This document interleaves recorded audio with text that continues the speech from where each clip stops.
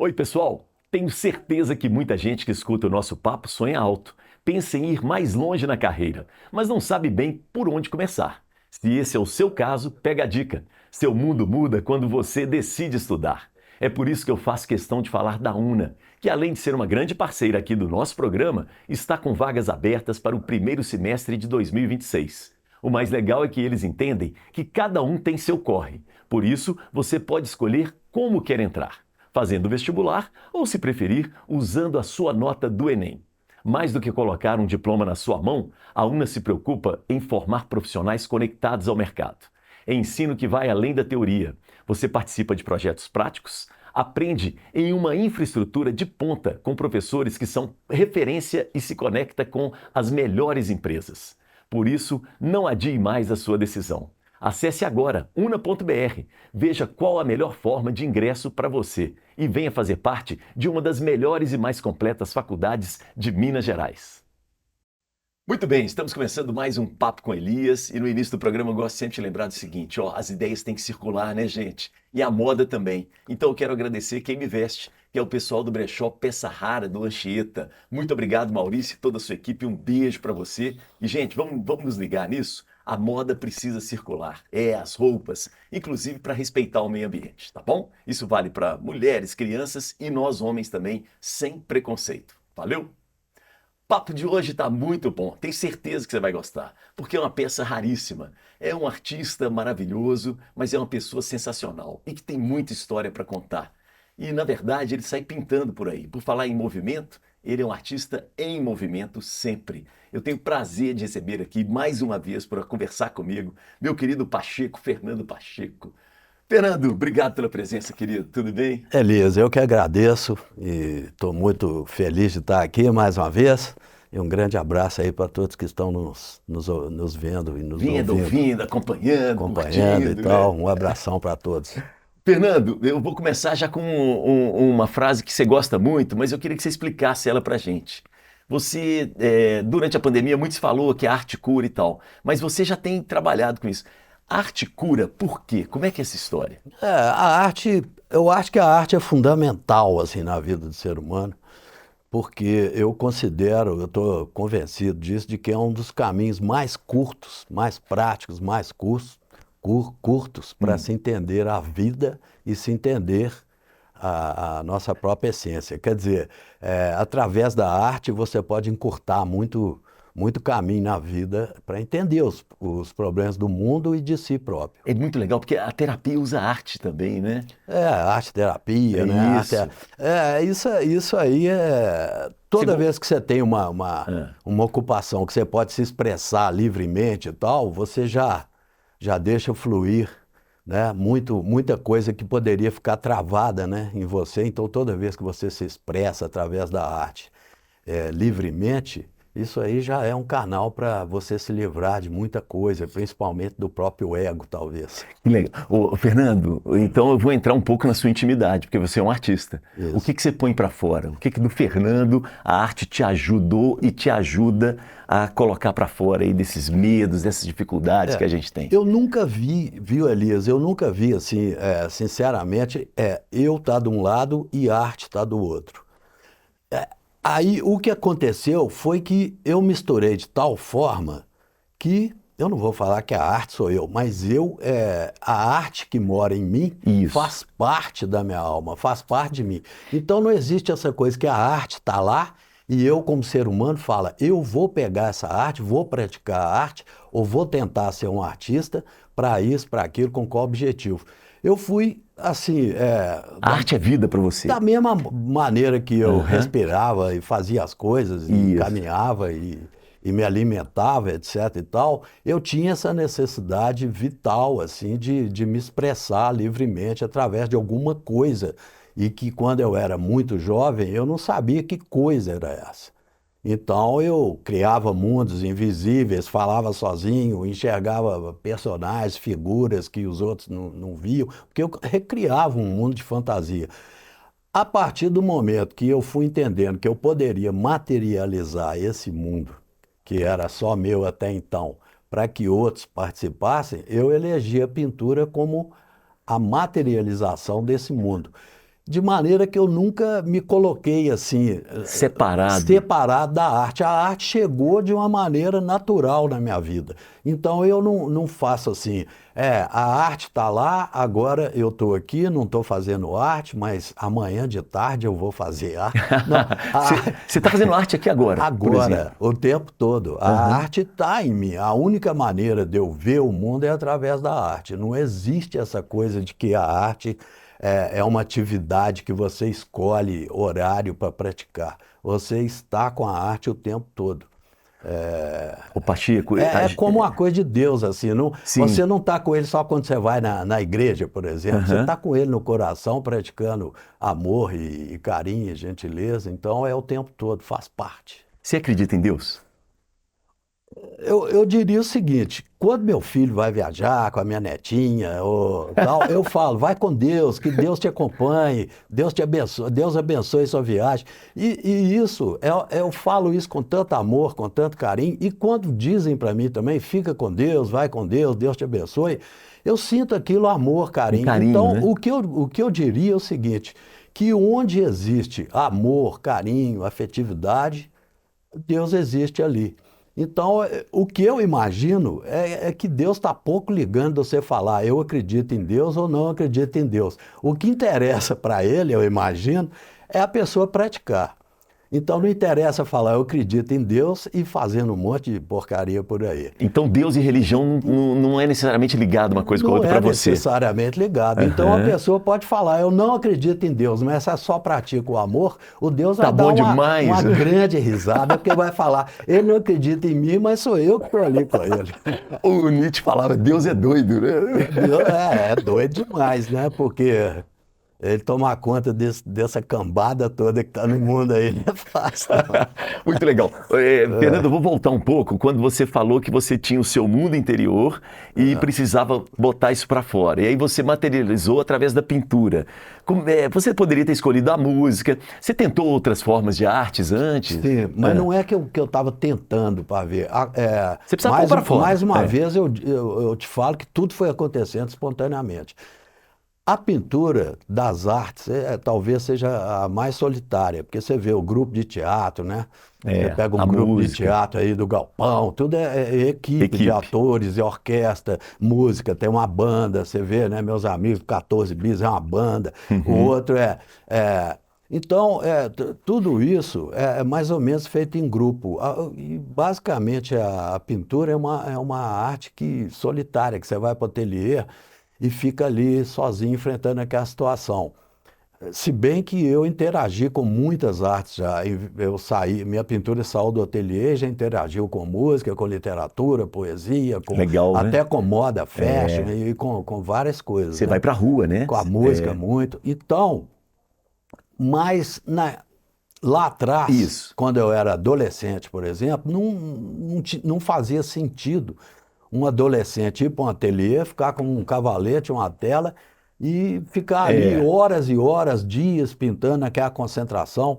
Então, nessa época, a coisa da pintura já estava em mim.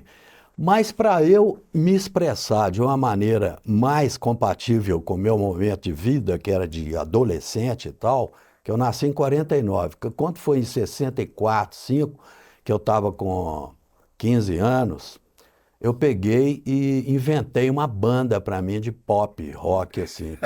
Inventei, porque eu fui lá no Cine Pathé assistir o filme A Hard Day's Night, que aqui chamou Os Reis do Iê-Iê. Nossa, Beatles. Quando eu assisti aquele filme, eu saí do Pathé falando assim, agora eu vou montar uma banda igualzinho dos Beatles. Legal, isso é que eu quero. Aí chamei meus amigos, Eduardo Pinto Coelho e tal, ele chamou o outro amigo dele, que é o Tacão, pegamos o Wenders para guitarra e tudo. Um tocava baixo, o outro guitarra base, o outro guitarra solo. Eu falei, puxa vida, eu vou tocar o quê? Bateria, sobrou a bateria para mim. Quando eu sentei na bateria, eu já saí tocando. Não tive escola, não tive nada. E acabei inventando um estilo, fizemos muito sucesso. Nós tocávamos... Qual que era o nome da banda? Beach Kings. Beach Kings, muito que sucesso. ótimo isso. Até hoje eu estou assim num restaurante, uma coisa, vem uma pessoa falar comigo, vem uma moça uma curti, senhora hoje falar comigo, eu estou achando que vai falar de pintura, ó, o artista Fernando Pacheco, achei que você é o baterista do Beat Kings. Que ótimo! Ainda tem isso até hoje, porque foi muito marcante. Nós abrimos show do Chico Buarque de Holanda, na época que o Chico tinha lançado aquela música Carolina, a banda, com Sim. estádio cheio. Tocamos junto abrimos show do Will Simonal na boate do Automóvel Clube. Não acredito, do Simonal? E aí o Calbi Peixoto veio fazer um show, aí nós tocamos antes dele. Isso. Aí ele ficou tão encantado que pediu pra gente acompanhá-lo numa música dos Beatles, Help. E Calbi Peixoto cantando Help e a gente tocando com ele. Não, mas é legal que você falou que o Calbi começa cantando rock, não é? É muito legal isso. Então você vê. Que ótima lembrança. Então nessa época eu toquei com os Beat Kings a década de 1960 todinha. Foi de 65 a 70. Mas Como aí, é que era a ditadura nessa época para vocês? Foi perigoso também? para nós, não, nem Não. tanto, porque a gente tava nessa coisa de tocar rock assim, né? E a gente era, assim, adolescente, pós-adolescente, 16 anos, 17, 18, né? 19 no máximo.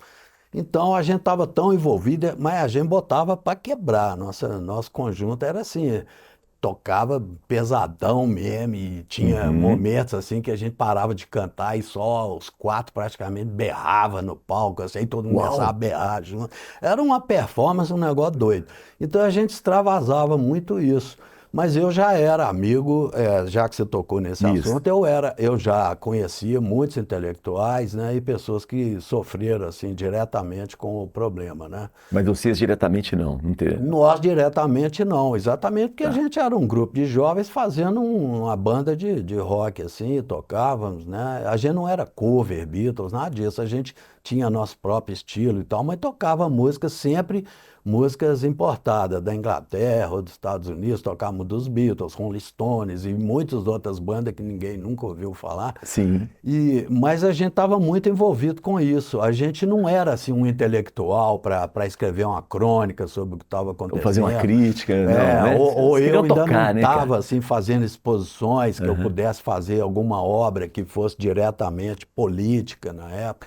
Então foi isso. Agora, quando acabou o conjunto, aí todos foram, em 1970, todos fizeram vestibular e passaram, cada um foi para a sua escola, né? O Tacão é odontologia. O Tacão é o que do futebol de salão, da foi PUC? pentacampeão mundial como Sim, técnico, né? Ele é o maior ortodontista, um dos maiores do mundo. Do Estava mundo. agora abrindo um congresso internacional.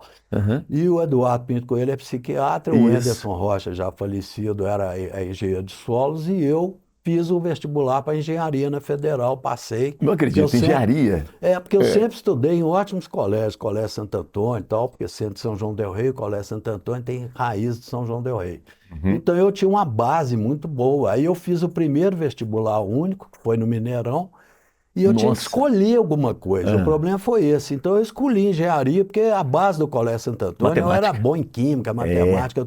Eu Até passei hoje. com o pé nas costas, assim. Só que eu não queria aquilo. Eu comecei a cursar engenharia metalúrgica. Gente, Metalúrgica. Aí pesado. é agrupamento B que falava, que era Minas, Metalurgia e Química. Aí, por influência até do marido da minha irmã, que era engenheiro metalúrgico, a minha irmã mais nova fez engenharia química, então eu fui também.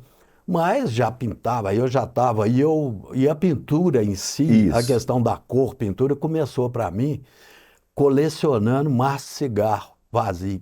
Porque antigamente em Belo Horizonte tinha muito lote vago e a gente brincava na rua. Isso estou falando já antes do conjunto, Isso. antes da adolescência. Eu era menino mesmo.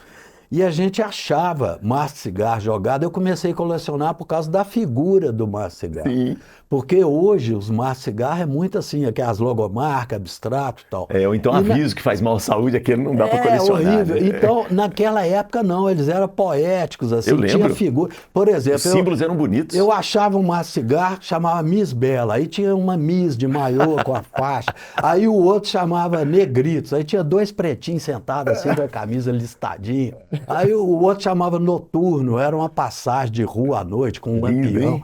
Então eu colecionava. Isso aí, basicamente, foi minha formação da figuração na minha pintura, da minha pintura ser figurativo.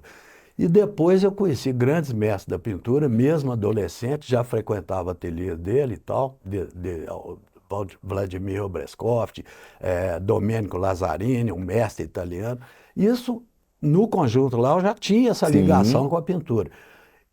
Quando eu, voltando à questão da engenharia, lá isso. no meio do curso, Meu aí a Deus. vocação foi muito forte, foi explosiva. Aí eu virei um Van Gogh, assim, eu ficava pintando 24 horas por Caramba, dia. necessidade vital, Necessidade assim. vital. Não era uma catarse simplesmente, porque eu já estava preocupado com a linguagem, assim, de como que eu ia resolver a pintura de uma maneira. Só que eu não tinha ateliê e nem dinheiro para ficar comprando tela. O que que eu Hum, fiz? Pintava no meu próprio quarto de dormir. Minha mãe rezava para eu não adoecer, porque a tinta a óleo, que é troço forte. tóxico, eu dormia ali, ficava ali. E pegava caixas de embalagem comercial, que até hoje eu não abandonei essa técnica, abria aquelas caixas de cerveja, de camisa, do que fosse, e pintava naquele cartão, naquele papelão, com a tinta nacional mais vagabundinha que tinha, com os pincéis já velhinhos. E por causa dessa precariedade técnica, eu desenvolvi muito a minha linguagem técnica através da precariedade. Olha só. E Ah, aí foi indo, quando apareceu assim, o primeiro salão de arte, tinha aqueles salões de arte que você inscrevia, que na época não existia computador, celular, não tinha nada é, virtual. Então você levava levava três material. quadros físicos para o júri analisar, ou você era recusado, ou selecionado, ou premiado.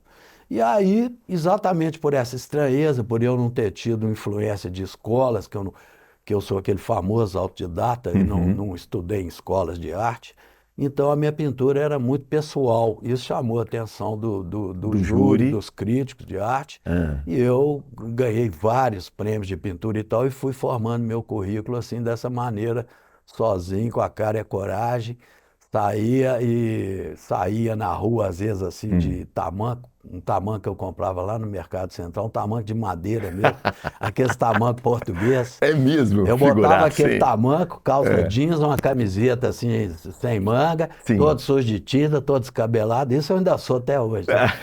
E essa barba era pretinha, assim, né? Aham. Desse tamanho, mas pretinha, parecia um Che Guevara morto, assim, aquela coisa Chique. doida, né? E o tamanco. Aí eu entrei no bar assim para lanchar, aí duas moças super bem arrumadas, vestidas e perfumadas. Aí Ah, uma cochichou com a outra, mas eu escutei, falou assim: se der um banho de loja nesse aí, ele fica bom, a fica gente bom, né? encara. Mas eu era assim, eu era um pintor, né, que andava assim, Que legal, fisicamente cara. pintado assim, de tinta, de tudo. E foi assim que eu desenvolvi. Então eu passei por esse período que você falou de ditadura, assim, um adolescente Isso, com a banda. Uhum. tocando rock. E depois, dos anos 70 para frente, eu dentro do meu ateliê pintando igual um desgraçado, um louco assim. E sofria preconceito ainda, né? Porque larguei a Imagino. escola. Quando eu falei, por exemplo, com meu pai que eu estaria largando a escola de engenharia por causa da pintura, Ah, só correu uma lágrima assim no rosto é dele, mesmo. porque ele falou: meu filho, na engenharia eu poderia te ajudar, que eu conheço pessoas do ramo e tal, mas na arte eu não Arte. conheço ninguém. Você vai ter que ir sozinho. E ele chorou porque ele sabia que ia ser muito difícil. Então, as pessoas achavam assim que nunca ia dar em nada e que eu estava assim um sonhador sem, né, sem causa nenhuma Uhum. e eu via esse preconceito assim acontecendo de alguma forma, né? Mas aí eu fechei os olhos para isso e dediquei a pintura até não poder mais e assim foi indo. Parabéns, muito legal, viu? É, Boa, boa história, boa. Eu não sabia da engenharia. As caixas você já tinha me contado uma vez, pois mas a é. engenharia não. Não, né? Muito corajoso, viu? Pois é, É, mas eu larguei na Federal, né? Que é um lugar isso, difícil de ótimo. entrar e tudo. Eu nem tranquei matrícula. Tal a minha certeza Você não ia voltar nunca que eu mais. preferia entregar minha vida. Você perguntou se eu acredito em Deus, então eu preferia entregar minha vida para Deus e falar: o que eu quero fazer é isso. Se não der para fazer, faça de mim o que você quiser. Muito bom. Vamos para os dias de hoje, que você está com uma exposição, né, no Museu Isso. Inimar de Paula. É. Como é que nasceu essa exposição? Bom, essa exposição se chama Esconderijo. Então, essa pergunta sua, ela começa assim, saindo do esconderijo. A resposta é saindo do esconderijo, ou seja, obras que eu tinha dentro de mapotecas e guardadas num potencial esconderijo, eu abri essas gavetas da Mapoteca e trouxe elas à luz para a exposição. Então, por isso... Você foi corajoso, hein? Esconderijo. É. E tem uma parede inteira montada com esses trabalhos que eu pinto em embalagens comerciais, que estavam nessas mapotecas, dentro de caixas e tal. Então, elas saíram do esconderijo e foram para a exposição. E é esconderijo num outro sentido também, que... Eu proponho na minha pintura de tela, que estão lá, várias telas grandes, inéditas, né? Que vale a pena, convido a todos aí que estão nos vendo a visitar a exposição Esconderijo de Fernando Pacheco no Museu Animar de Paula, em Belo Horizonte. Até dia 30 de novembro de 2025. É isso. Então, o que acontece? Esse esconderijo, tem o esconderijo físico, saiu da Mapoteca e foi para lá. E o esconderijo de que todos nós temos lá na gavetinha da alma o quê? Mistérios, medos, segredos, medos, fantasias, sonhos. E o que eu proponho é que a minha pintura seja território onde a fantasia, os mistérios, os segredos de cada um possa dialogar. Que legal. Que eu possa pegar os meus segredos, meus medos e dialogar com aquelas metáforas que estão ali. Por exemplo, que medo seu que está lá? Olha, outro dia mesmo me perguntaram isso, quais meus medos, eu até respondi assim de uma maneira meio anárquica, falei que eu não tinha medo de muita coisa, mas tinha medo de mim mesmo. De fazer alguma coisa, né? Fazer mal a alguém sem querer, você e tal. Eu falei, eu tenho medo, o medo que eu tenho é de mim mesmo. Mas na verdade não, eu estou hoje uma pessoa muito, assim... em paz assim comigo mesmo, porque depois dessa estrada toda, eu vejo que eu sou uma pessoa correta e, né, não tenho intenção de fazer mal a ninguém, muito menos a qualquer outro ser vivo, uma planta, um bicho. Eu limpo, né, as coisas, eu não sou consumista, eu não jogo nada fora, eu tenho roupas que eu tinha em 1970, eu uso até hoje. Então, eu sou uma pessoa, assim, legal, digamos assim, do bem. Mas, se eu tivesse que citar um medo, a Nina está aqui, ela vai escutar, eu posso falar. Eu acho que o medo mesmo que eu tenho, assim, físico, para falar, eu tenho medo disso, seria a Nina morrer primeiro que eu. Sim, a Nina é sua companheira. Vocês estão juntos há quanto tempo? Se ela furar a fila. Nós estamos juntos há 45 anos. 45 anos. 44 anos, para ser exato. Casados há 44 anos. Então, o que eu peço a Deus, se ele existe mesmo, que eu vá primeiro. Porque ela ir primeiro ia ser muito doloroso para mim. Será que ela pede a mesma coisa? Olha lá, tá vendo? Ela também tem seu medo. Ela não quer ir primeiro. Esse medo eu tenho. É um medo que a gente... Muito bacana só nos cabe ter medo, porque não tem jeito de você controlar. Não tem controle, Não tem controle, né? Isso é muito bacana, porque a gente assume a nossa finitude, né? A gente não tem, né? Não tem. Mas o artista, a obra fica. Você já pensou nisso, Pacheco?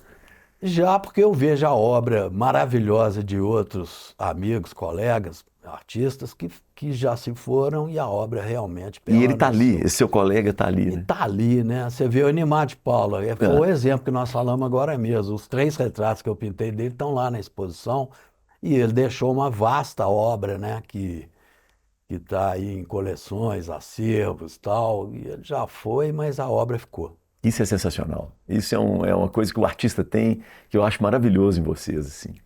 Parabéns, viu? Isso é uma dádiva humana incrível. Mas não de vocês, de nós, né? Porque você está deixando tudo isso que você faz. Mas são outras mídias. Né? São outras mídias, mas o artista, ele tem isso, essa provocação. Vamos viajar um pouco para o exterior. Quando é que você saiu pela primeira vez, assim, que você foi convidado para ir para fora? Como é que foi isso, hein, Olha, Fernando? Na verdade, eu já tive participações em todos os continentes do mundo e em inúmeros países, né? Mas a primeira, quer dizer, antes eu já tinha ido para a Feira de Arte em Buenos Aires, depois um grupo de artistas, basicamente de São Paulo, tinha um só do Rio, Rubens Gershman, mas estava morando em São Paulo, e o Luiz Áquila, que é do Rio.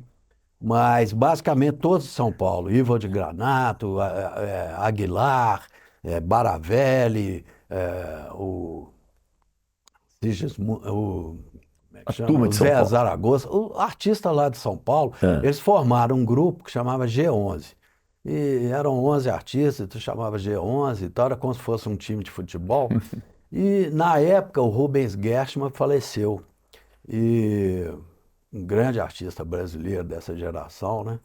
Então o Granato, Ivo de Granato, que era o presidente do grupo e tal, e é um grupo muito articulado, que tinha até um que foi ministro do Fernando Henrique Cardoso, era da direção do grupo, como sim. é que ele chama? Ah, Roberto Mulaert, sim, Mulaerte. Aham. que é até pai dessa Ana Mulaert, que fez Mulaerte. filmes. Uhum. Ele era do grupo e tal, então era um grupo profissionalíssimo. E eles me convidaram a entrar para o grupo. Eu fui o único mineiro desse grupo. Que legal, E hein? aí nós É. viajamos para o Chile, fizemos exposições lá no Centro Cultural Estação Mapocho, que é uma antiga estação de trem. Então eu viajei para o Chile, aqui da América do Sul foi para Argentina, Chile, né? Depois nos Estados Unidos eu fiz exposições importantes lá nas feiras internacionais de Chicago, Miami. Depois eu voltei a Miami, fiquei lá praticamente um mês realizando exposições. Mas as mais significativas, Hum. digamos assim, foi quando eu fui convidado e eu fui com a Nina para a Ásia e Oceania. Então Opa, nós fomos várias vezes. Para Nova Zelândia, sim. nós fomos acho que 4 vezes. No mesmo ano, nós fomos do Brasil para Nova Zelândia 2 vezes. Que isso? E realizando exposições só em lugares muito importantes. E depois eu realizei exposição em Taiwan, e depois China, em 2, 3 cidades diferentes, no maior museu de Pequim. Depois, recentemente, inauguraram um museu novo em Pequim. Eu fui convidado daqui do Brasil, o único brasileiro que estava presente, para participar da inauguração desse museu. Parabéns.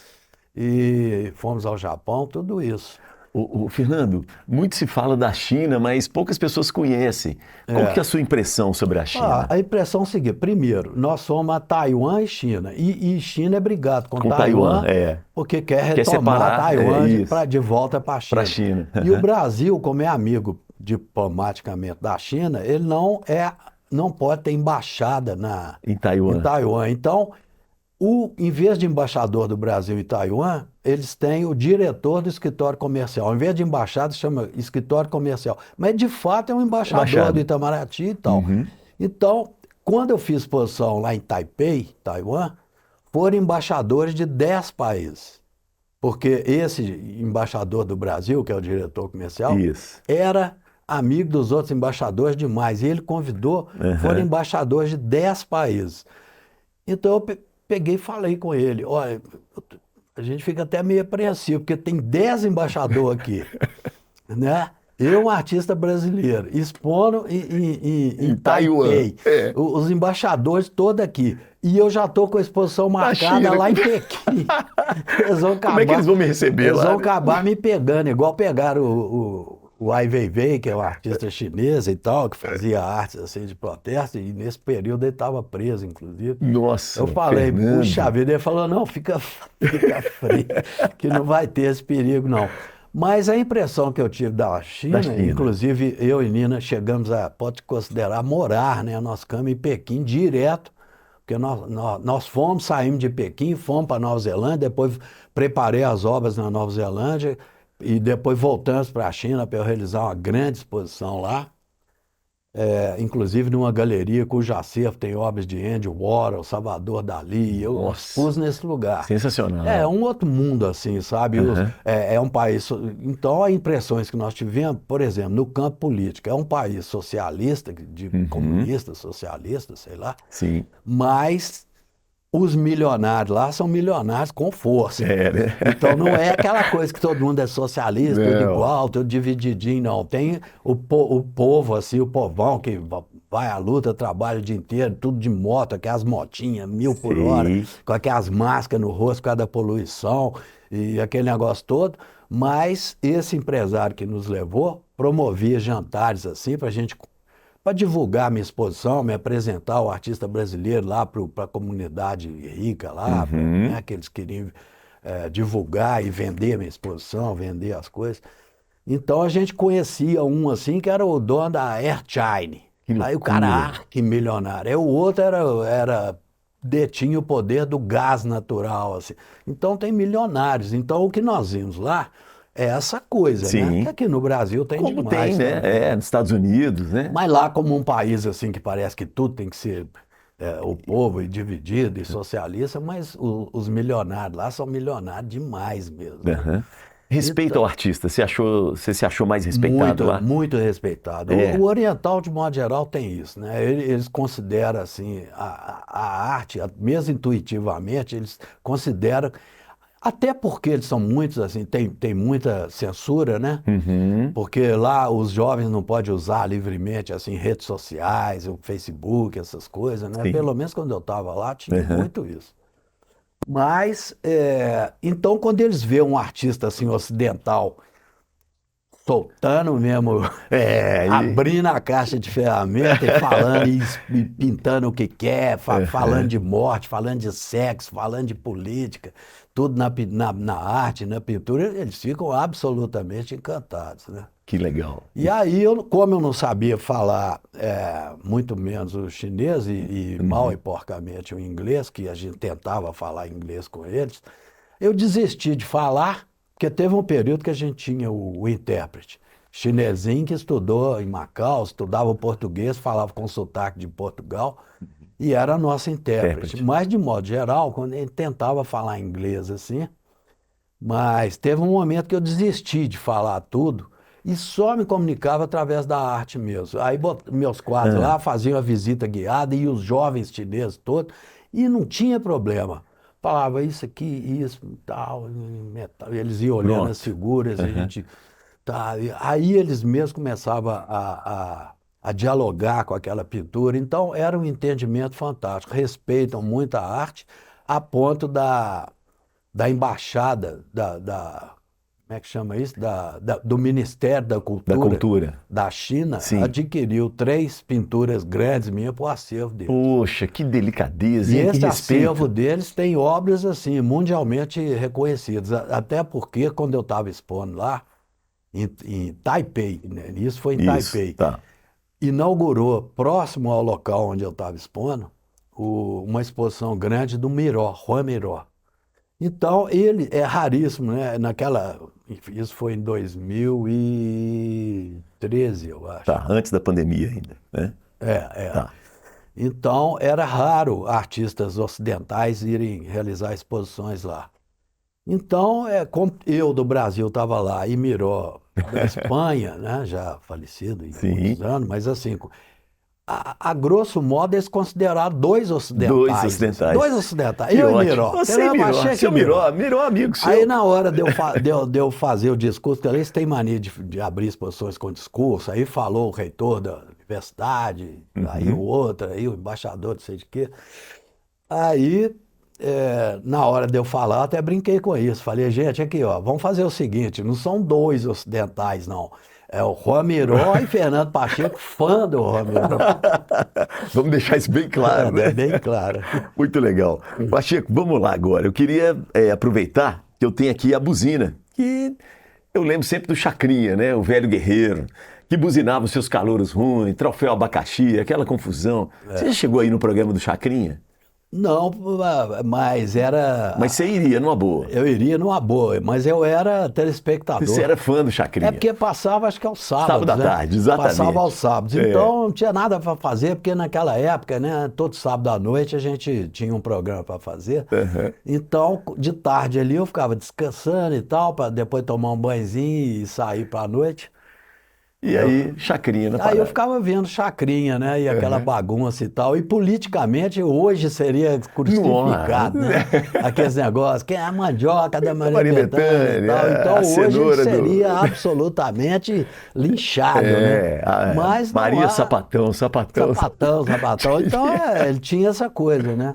Agora hoje o politicamente correto aí, ele seria linchado. Mas vamos aproveitar então a buzina do Chacrinha? E eu vou buzinar e aí você fica fica à vontade para buzinar quem ou o que você quiser. Vou dar 2 buzinadas e passo para você. Combinado? Vamos Aí lá, eu ó. tenho que falar o que que eu buzino. O que você buzinaria ou quem você buzinaria? É. Fica à vontade, fica tranquilo, tá Tá bom? bom, Vamos tá. lá, ó.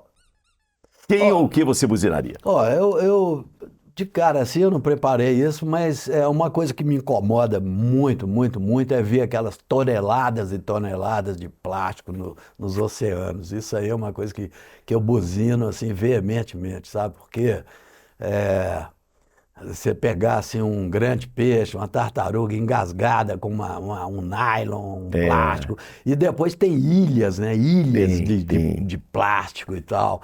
Então isso é uma coisa que eu buzino assim, mas com força, sabe? A arte poderia ser utilizada para isso, assim? Para usar esse material, reciclar esse material? Já vem sendo reciclado de alguma forma, né? Por exemplo, eu e Nina fomos lá em João Pessoa, que eu até fui receber um troféu lá, uma homenagem do troféu Heitor Falcão, que chama, e tal, de um jornalista lá, representante da cultura, não sei o quê. Então eu recebi esse troféu lá em João Pessoa. E eu não conhecia lá Cidade linda, né? Paraíba. É. E nós vimos lá um restaurante, assim, é na Lagoa, no mar, sei lá onde. Sim. Que ele era todo estruturado em garrafa PET. Nossa. Aquelas garrafas PET Sensacional. amarradas assim, todas.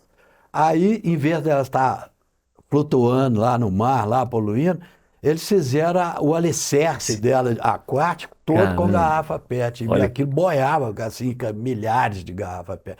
Então, assim, que maravilha, isso né? não é da arte, mas é da invenção, da arquitetura, ou da engenharia humana, engenharia né? humana popular, né? Isso. E agora, esse plástico ser usado na arte, eu não sou o mais indicado para falar isso, não, porque eu descartei o negócio do plástico na arte comigo. Então, eu sou considerado um artista plástico. Só que aí... Que ótimo. o pintor é o artista plástico. Só que aí eu já... Você não tem nada de plástico. Descartei esse plástico. E aí eles falaram, então como é que nós vamos chamar você? Eu estava num programa assim, tal, inclusive foi lá em Araruama, eu estava assim num podcast. Como é que... Então, se você não é artista plástico, aí na hora eu pensei, falei, eu sou artista elástico. Eu sou elástico. Porque o elástico, inclusive, é muito mais legal, porque ele é flexível, ele tem elasticidade, né? Isso. Ele tem em si, intrinsecamente, a elasticidade. E isso é que faz as nossas fronteiras se alargarem. O artista elástico. Sensacional. Agora, artista plástico, sendo que eu vou para Saquarema, nós temos uma casinha de praia lá, primeira coisa que eu faço é ir catar os plásticos da praia, descartar, eu tenho horror disso. Então não quero. Elástico. Eu não sou artista plástico. Adorei sou artista isso. elástico. É, muito bom. E o elástico tem resiliência, né? Ele é resiliente, ele é flexível. As bordas dele, você pode abranger coisas, né? Você é flexível, você não é aquela rigidez, né? Agora o artista plástico é meio caretão, né? Caretão, né? E o elástico de vez em quando dá umas cutucadas na gente também, né? E o elástico você pode botar assim, a gominha aqui, pegar um clipe em quem merecer. Muito legal. Saquarema, por que você resolveu ir para Saquarema, assim, ter uma casa lá? Saquarema começou com meu pai, que meu pai é carioca e nós nascemos em Minas. Minha mãe é mineira, eu tenho uma irmã gaúcha, eu tenho outra irmã carioca e nós somos 4 de São João del Rei. E até a minha irmã Vilma até faleceu mês passado, 2 meses atrás, a minha irmã abaixo de mim. Foi a primeira baixa da nossa família. Assim. Meus pesos. Quer dizer, tirando meu pai e minha mãe, dos irmãos foi a primeira, minha irmã Vilma. Saquarema do seu pai. Um negócio de Saquarema. Então, meu pai, como é carioca, ele morou em Minas muitos anos, teve nós todos em São João del Rei, mas deu aquela nela baixou aquele instinto dele de praia, de carioca, e ele, nos anos 60 ainda, eu era adolescente, né, em 60 e poucos, 3, 4, ele fez uma casinha dele em Saquarema. E aí a gente ia lá. Quando eu me casei com a Nina, Aí nós falamos, vamos fazer nossa própria casa, e fizemos, porque a casa do meu pai, você sabe como é que é, todos os irmãos aí, tudo aquilo, Aham. e o pai querendo controlar toda aquela situação, então, Sim. para a gente ficar mais à vontade e tal, fizemos nossa própria casa em Saquarema.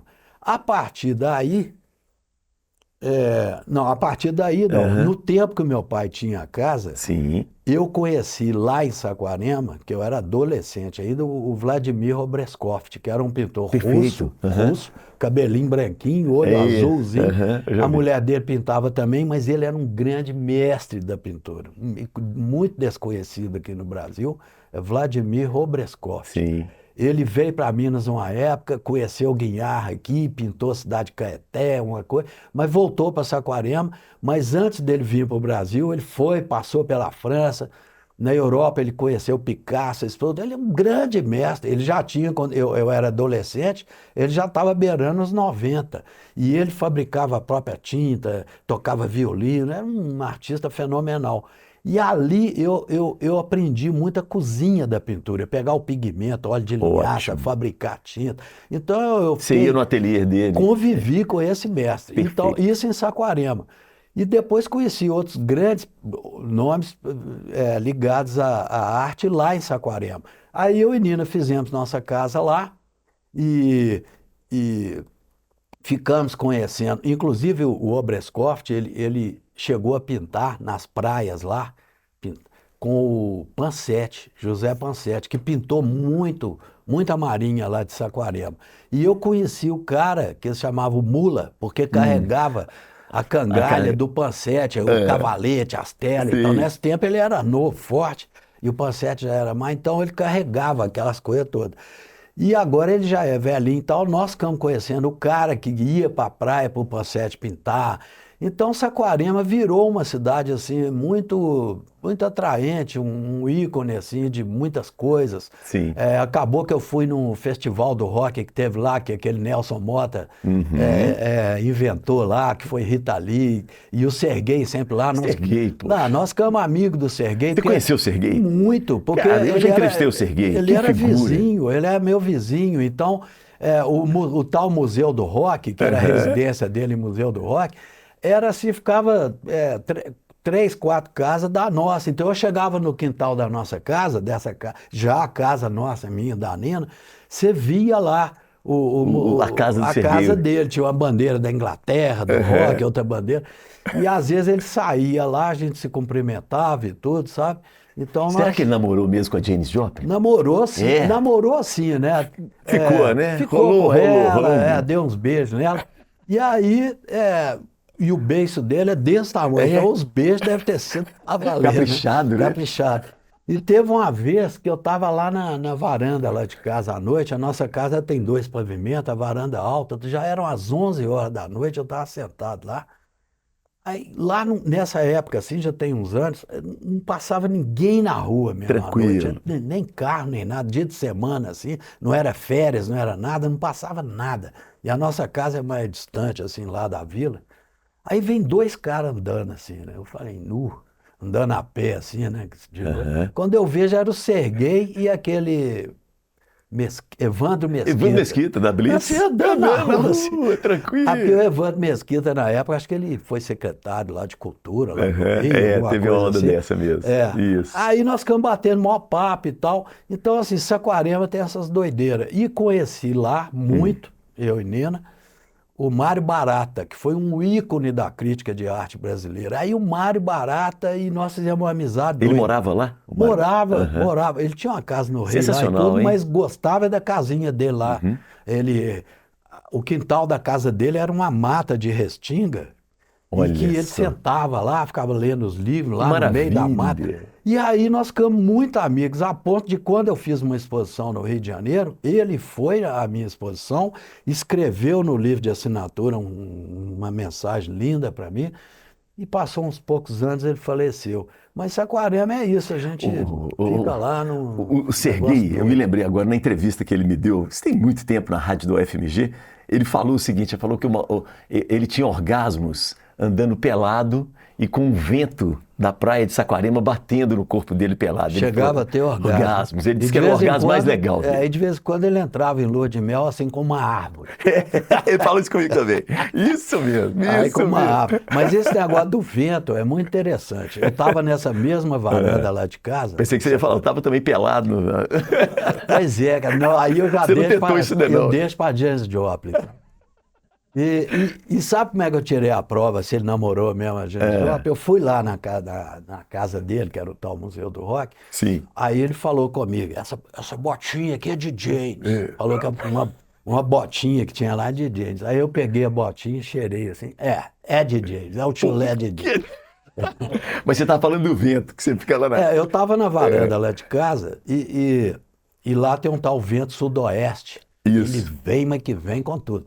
Aí tava dando o vento sudoeste, aí nisso veio uma motozinha de lá, sem paralama, a moto só tinha pneu e o guidão assim, né? Aí aparecia um esqueletinho assim, né? Aí vem aquela motinha, a moto pequenininha, resistente lá. Fortinha, mas pequenininha.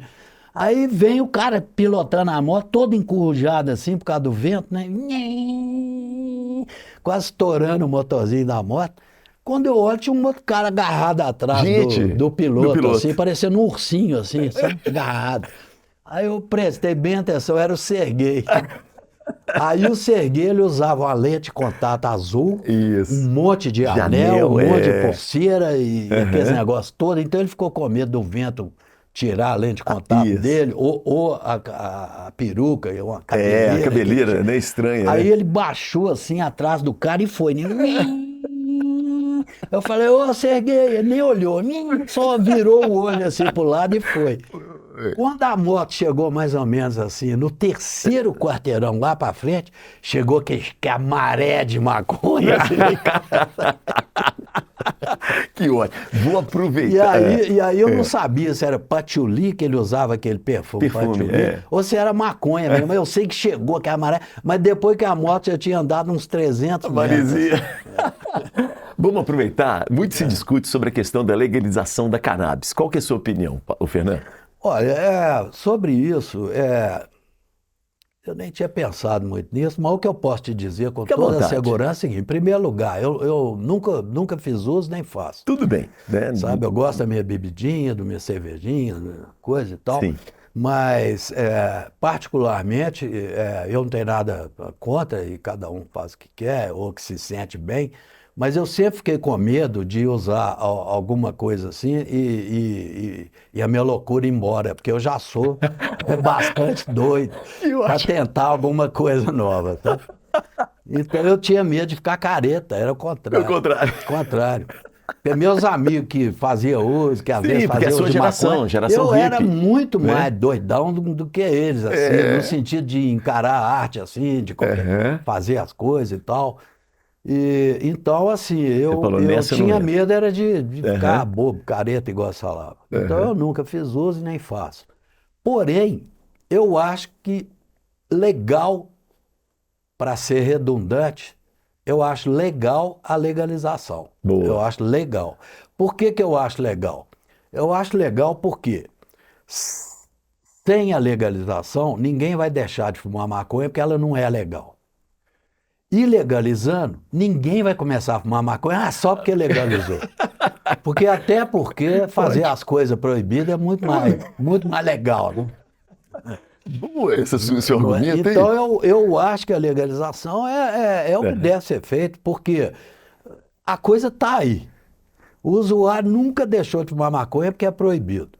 A única coisa que a não legalização faz é a criminalidade galopante. Perfeito. É gente morrendo por causa disso, é criminalidade galopante, e meninos que, esses tadinhos, né? Esses meninos aí que não tem onde cair morto aí, no morro aí. Aviãozinho do tráfico. Né? Então, eu respeito muito a Polícia Militar Mineira é espetacular, a gente precisa dela realmente, eu tenho muito respeito por isso, mas eu vejo às vezes uns programas de televisão, jornalismo, 4, 5 policiais dando uma dura no menininho que não tem nem onde cair morto, porque está com 4, 5 negócio de maconha no bolso, né? E sendo que os verdadeiros criminosos da pesada que estupra, que mata, que reincidentes, né, que são presos e voltam para a rua, e que é pedofilia, quer dizer, esses crimes assim, hediondos. E aí eles ficam dando duro, às vezes, num menino que está com 3, 4 negócios de maconha. Então, assim, legalizando. Quem for usuário é usuário, e quem não for usuário e quiser vender, legaliza a loja dele para vender, né? Uhum. Em alguns lugares do mundo é assim, e paga né? imposto Isso, e tudo mais, E e tem um pronto. controle também. Porque tem a parte... porque, por exemplo, o álcool que é legalizado, olha o que o álcool faz por aí. Cara dirigindo completamente trêbado e cara usando moto na via pública para fazer as maiores loucuras, e a maioria você vai ver já bebeu antes. Pessoas armadas, não, né? E o pior Muitas de vezes. tudo é dentro de casa, né? A violência doméstica. O álcool de uma pessoa que não tem muito controle sobre isso, né? E que depois arrepende de atos que faz, né? Muitas vezes com a esposa, com filhos, e na rua, e festa, todo mundo bêbado, e sai de lá de carro, todo mundo bêbado. Então, que preconceito que é esse contra a meio maconha, hipócrita, né? E fora o lance medicinal, né? Cada vez mais a medicina descobre que a cannabis está sendo utilizada para vários problemas, né? De saúde. E você vê que até a bebida, mesmo sem ter essa propriedade explosiva de quem não bebe com moderação e não sabe beber, porque tem gente que às vezes até é considerado mesmo uma doença, assim, né? Você não pode nem julgar a pessoa. Mas você não pode julgar, mas são fatos concretos que você vai ver, está sob o efeito de álcool e tudo.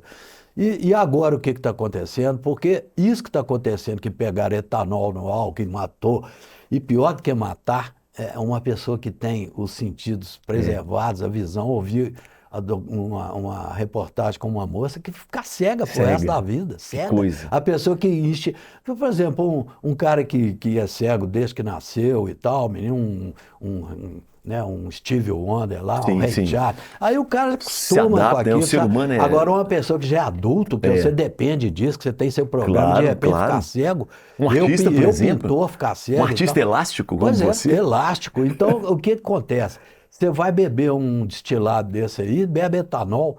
Então, assim, a maconha faria muito menos mal do que o álcool, que muito antes de ter esse tal etanol e estourar esse problema aí terrível que aconteceu, o uísque falsificado já vem desde que eu era menino. Isso. Desde que eu era menino. O famoso uísque do Paraguai. Muito. E eu cheguei ao ponto de uma vez estar na casa de um fazendeiro aí, e ele começou a abrir garrafa de uísque Drures. Já ouviu falar? Claro que eu já ouvi falar. Já. Igual abria garrafa de cerveja. Acabava um Drures, abria outro. Acabava um Drures, abria outro. Ia pondo tudo engradado. Tá errado isso aí, né? Aí, quer dizer, quando chegou uma garrafa lá na mesa, que eu prestei bastante atenção, tinha uma muriçoca dentro do Drures. Nossa! Então, o que eu quero dizer com isso? Muito antes desse problema do etanol, as pessoas já bebem bebida destilada, uísque, tudo falsificado há muito tempo. Pegava essas garrafas de uísque escocês e jogava ali dentro, quando era, na melhor das hipóteses, um uísque de pior qualidade. Ou enchia de qualquer outra coisa. E a gente ficou sabendo agora. Então, eu acho o seguinte, essa pergunta que você me fez de descriminalizar a cannabis, eu acho que deve fazer isso, mas jogar essa hipocrisia fora e legalizar isso correndo. Boa, legal. Você falou etanol, mas é o metanol, né? Na verdade, eu falei etanol. Mas entre etanol e metanol, não quero nenhum dos dois. Deixa eu aproveitar, a gente está caminhando para o final, Fernando. E a nossa sociedade, ela está envelhecendo. As pessoas estão vivendo mais. Você, inclusive, tem 60 anos de trabalho, né? Eu tenho 76. 76, de 60 de artista. Você acha que a nossa sociedade ela está preparada para a pessoa idosa? Ô, perguntinha difícil, né? Porque você fala a sociedade como um todo. Né? Como que você sente, você como artista idoso, inclusive? O que eu acho é o seguinte, tem muito idoso sofrendo aí nesse mundo, né? Eu já sou idoso, porém, graças a Deus, mais uma vez... Ó Deus aí. Ó Deus aí. Graças a Deus eu tenho boa saúde, uma saúde regular, né? Caminho bem e pinto meus quadros e tenho visão preservada, audição preservada, essa coisa toda. Então, eu sou um privilegiado que agradeço muito, mas eu tenho certeza que a maioria de idosos sofre. Então, não está preparada. A sociedade não, que cuida dos idosos não está preparada para cuidar, e quem vai ficar idoso, o idoso não está preparado para ser idoso nessa sociedade. É, é, é, é uma selva de pedra, é uma disputa, cada vez mais dão valor mais à juventude. Um idoso que precisar ainda trabalhar, ainda tiver saúde para trabalhar, ele vai ter o mercado de trabalho infinitamente mais fechado do que um jovem. Até nas artes, eu acho que... Você sente isso nas artes? Sinto. Você sente preconceito por causa da sua idade? Um dos... É uma coisa é uma faca de dois gumes. É uma coisa de duas... Uma que quando o artista ele já consegue consagrar o trabalho dele, assim, relativamente jovem, e entrar no mercado, depois que ele fica mais velho e vai sacralizando cada vez mais a arte dele, falando isso de mercado, né? Perfeito. Eu não ligo a mínima para mercado de arte, mas você está dentro dele, eu estou de certa dentro forma. E consigo enxergar. Isso. O artista mais velho, ele sacralizando, julgando a arte dele no mercado e tal, quanto mais velho, aí talvez até mais valorizado ele fica. E depois que morre, então, aí sacraliza de vez a obra dele no mercado. Agora, enquanto ele está produzindo e ainda não há essa consagração no mercado, quando ele atinge uma idade assim de idoso, mas que não é velho de verdade, ele tem um preconceito contra ele. Tudo é valorizando o jovem. Até mesmo esses editais que muitas vezes se fazem para conseguir espaço para exposições, é para jovens, é a bolsa de jovens, é a bolsa... Não tinha pensado nisso. A gente podia ter editais para pessoas idosas, artistas idosos. Arte, residência, tudo para jovens, tudo até tal idade. E as galerias que querem, como é que chama isso? Trabalhar com algum artista e tal, prefere assim, esse artista mais jovem, porque aí muitas vezes os curadores fazem a cabeça deles, propõem um tema para eles trabalharem. Até exploram mais também, E sendo que o artista mais velho muitas vezes vai ficando assim à margem, sabe, desse processo.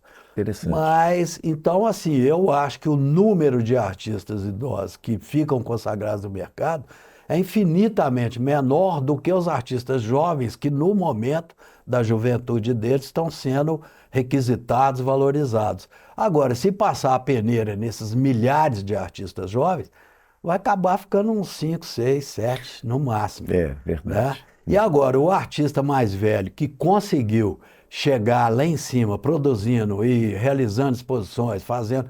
Então, a tendência é quando ele fechar a obra dele, ou parar de produzir ou morrer, essa obra vai ser abraçada pelas pessoas, pelo mercado, pelas galerias, pelos museus, de alguma forma. Mas antes deles fechar essa obra, muitos vão ficando pelo caminho, exatamente por causa da falta de oportunidade e muito mais oportunidades para os jovens, né? E hoje ainda entrou, mais do que essa questão de jovem ou idoso, a questão hoje, culturalmente, desse politicamente correto, que assim, muitas vezes a pessoa fica sem graça. Por exemplo, a pessoa vem da comunidade indígena, ou a pessoa é negra, é preto. Então, assim, antes... Eu nunca consegui separar o ser humano por essas categorias, ou essas etnias, ou coisas assim. Então, quando eu estive lá na Ásia, eu via, na Nova Zelândia, que é uma sociedade de brancos, descendentes lá, porque tem os maores lá, que são os nativos lá, originários, né? Que o governo até protege eles muito. Mas a sociedade branca, que vem da Inglaterra e tal, que lá era colônia inglesa, tem muito preconceito, não contra pretos, mas contra orientais, assim, chineses e tal. Então eles acham que o chinês é igual galinha, que fica ciscando, comendo o tempo todo e falando e não sei o quê. Eu notei muito esse preconceito. Então aqui no Brasil, dentro do que eu vivi a vida inteira, por exemplo, meus ídolos, assim, grandes ídolos em várias áreas, eram, coincidentemente, todos pretos. no futebol, Pelé, Didi, todos negros, Paulinho Isidoro, Edu dos Santos, Pelé, e tudo assim. Na música era Ray Charles, Stevie Wonder, todos assim, Nina Simone. Eu nunca parei assim para prestar atenção. Mas hoje na arte eu estou vendo muito isso. A galeria, o curador quer propor uma exposição, então para agradar esse politicamente correto, aí fica procurando artistas negros, assim, só porque ele é, basicamente porque ele é negro, não por causa da produção artística dele, e muitas vezes o índio. Então, isso não existe na arte, a arte não tem fronteiras, assim, a arte é humanista, se a arte não for humanista, não faz sentido a não ser humanista. A arte é a liberação total assim, da integridade, da dignidade humana. Isso que a arte existe para isso, para você plenamente viver sua dignidade, a sua integridade humana. Aí fica assim, artistas negros, agora é uma exposição só de mulheres, porque a mulher, acho que né, esse problema do eu machismo. sempre achei a mulher forte, eu tenho 5 irmãs, é só eu de homem lá em casa, eu tenho 5 irmãs. Né? Sou casado com a Nina e tem 2 netinhas mulheres, então eu sempre achei a mulher muito mais forte, a gente confia nas coisas que as mulheres orientam muitas vezes a gente. E fica essa coisa muitas vezes, exposição só de mulheres, exposição só de artistas pretos, da origem. Isso pode chamar atenção para o problema de tal, mas eu acho que na arte não cabe isso, nós todos somos irmãos de alguma forma, né? Então, se quiser mostrar a arte produzida especialmente, o artesanato indígena, isso é uma coisa. Mas colocar um índio só porque ele é índio numa exposição e valorizando isso pelo fato dele ser indígena, eu acho que isso é que vai separando mais ainda. Tá bom. Em vez de estar unindo, está separando. Um minutinho, eu preciso te perguntar. É da sua geração, é músico também, influenciado pelos Beatles, e passa por um momento difícil, que é o Lô Borges. Você teve contato com o Lô Borges? Como é que foi sua relação com o Clube da Esquina, com o Lô? Muito, muito, não particularmente com o Lô Borges, muito não, mas tive. Mas muito com os irmãos, né? O Márcio Borges, o Marcinho e o Telo Borges. Sim. Muito com eles. E nessa época da pandemia aí, os músicos faziam aquelas famosas lives, né? E vários deles me convidaram para eu participar pintando um quadro ao vivo, na live. Eu pintando e eles tocando. Então eu fiz com o Flávio Venturini, umas 2 ou 3 com o Flávio Venturini. Fiz com o Cláudio Venturini, O irmão do dele, 14 14 Bis, Bis. que é irmão dele, e o Telo Borges, irmão do Lô. Tecladista. E fiz com Márcio Borges, que você falou também. o Márcio é o não compositor. toca, mas é amizade. Isso. O Celcinho Guedes. Moreira, fiz com Beto Guedes e Orquestra Opus. Então, fui fazendo essas lives. E aí, nessa onda toda, o Márcio Borges, que é o letrista maior, né? O letrista maior do Clube da Esquina, junto com o Ronaldo Bastos e o próprio Milton Nascimento. Então, e o Murilo Antunes, que é muito meu Bem amigo lembrado. também, né? Compositor do Clube da Esquina, e vários outros, Fernando Brant, tudo isso, eu conheci todos eles.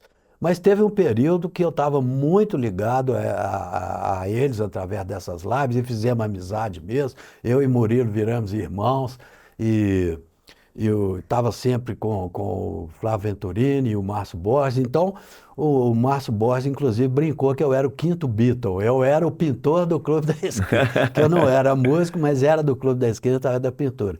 E realmente recebi uma homenagem muito bonita lá no bar do Museu do Clube da Esquina.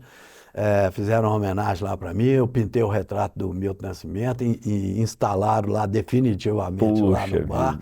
E eu recebi uma placa, né? Parabéns. Falando das cores, da poesia, do Clube da Esquina, o Fernando Pacheco. Então eu acabei, assim, ficando muito ligado a eles, e com muito carinho nessa história toda, né? Vamos torcer pro Lô, né? E o Lô, nós tivemos uma relação assim, através do Marcinho Borges, desses outros amigos, tivemos uma boa relação com ele durante um período muito legal, tem fotos abraçado com ele, com tudo. E agora eu soube que ele está passando por esse problema, né? E eu até ia se eu tiver que falar alguma coisa, porque eu abro as redes sociais e vejo a foto dele e toda vez a gente toma aquele susto, porque a rede social agora está assim. Muitas vezes quando você vê uma foto emblemática assim de uma pessoa, aí você vai ver, morreu. E muitas pessoas morreram assim antes da hora, né? Antes da hora, Antes da perfeito. hora, porque antes a gente ficava sabendo, assim, pessoas de mais de 80, 90 anos morrendo e tal. Aí, de repente, começou a morrer, assim, pessoas da música, pessoas daqui, dali, e nós ficamos sabendo de mortes, assim, que, assim, meio misteriosas, né? Chegaram até a falar que é por causa desse negócio da pandemia que teve aí, que às vezes está acelerando morte de pessoas. Então, às vezes eu abro a rede social, tá a foto do Lô, assim. Aí quando eu vou ler, tá lá, força, Lô, deu ufa. A Então, gente assim, assusta. gente, deixa ele em paz, se recuperar em paz. Vamos parar de pôr foto dele. Ótimo, bom, muito bom. Elástico, muito obrigado. Muito Viu? obrigado a você. Viu? Valeu, curtiu o papo? Valeu demais, curti demais, cara. Essa buzina, agora eu vou dar uma buzina. Pode, Agora fica à eu quero dar uma vontade aí, ó. buzina. Aê, Mas matou essa vontade. buzinada é a buzinada para vocês que nos assistiram aí Muito com esse bom. carinho todo. Obrigado, viu? Obrigado Muito a obrigado, você. Fernando Pacheco. Tá bom. Parabéns, viu? Obrigado. Muito bom. Chegamos ao final do nosso papo maravilhoso, né? Horizontes abertos aqui com o nosso querido Fernando Pacheco. Vale a pena você conferir. O Fernando está aí, as redes sociais dele, as nossas redes sociais também, o @papo com Elias. Tem também o nosso canal no YouTube que você está assistindo agora. Se inscreva, acompanhe as nossas novidades, tá bom? E lembrando também do meu Instagram, @elias.sunshine, porque o sol nasce para todos e todas. Então, sunshine para você. Beijo para quem é de beijo, abraço para quem é de abraço. E eu sobrei.